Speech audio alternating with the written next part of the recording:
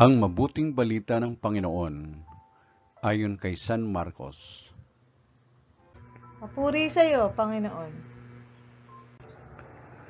Noong panahong iyon, may mga Pariseo at ilang eskribang galing sa Jerusalem na lumapit kay Jesus.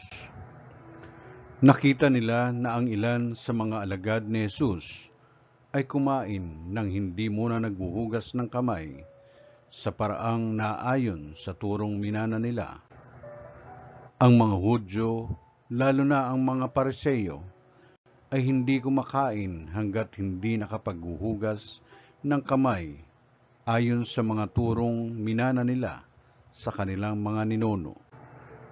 Hindi rin sila kumakain ng anumang galing sa palengke nang hindi muna ito hinuhugasan, at marami pang ibang minanang turo ang kanilang sinusunod, tulad ng tanging paraan ng paghuhugas ng mga inuman, ng mga saro, ng mga sisidlang tanso, at mga higaan.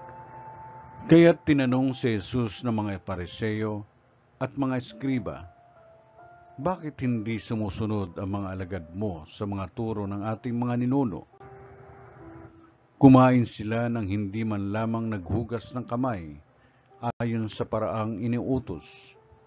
Sinagot sila ni Jesus, tama ang hula ni Isaias tungkol sa inyo. Mapagpaimbabaw nga kayo, gaya ng kanyang isinulat. Paggalang na handog sa akin ng bayan ko'y paimbabaw lamang, sapagkat sa bibig at hindi sa puso ito bumubukal. Pagpurit pagsambang ginagawa nila'y walang kabuluhan. Ang utos ng tao ay itinuturong utos ng may kapal. Niwawalang kabuluhan nga ninyo ang utos ng Diyos, at ang sinusunod ninyo'y ang turo ng tao. Sinabi pa ni Jesus, kay husay ng paraan ninyo sa pagpapawalang bisa sa utos ng Diyos, masunod lamang ninyo ang mga turong minana ninyo. Tulad nito, iniutos ni Moises, igalang mo ang iyong ama't ina, at ang magsalita ng masama sa kanyang ama o ina ay dapat mamatay.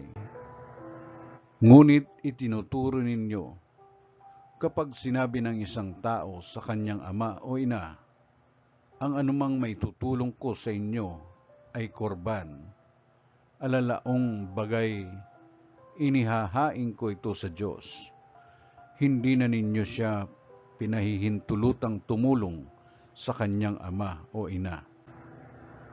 Sa ganitong paraay, niwawalang kabuluhan ninyo ang salita ng Diyos sa pamamagitan ng mga turong minana ninyo, at marami pang bagay na tulad nito ang ginagawa ninyo. Ang mabuting balita ng Panginoon. Pinupuri ka namin, Panginoong Jesucristo.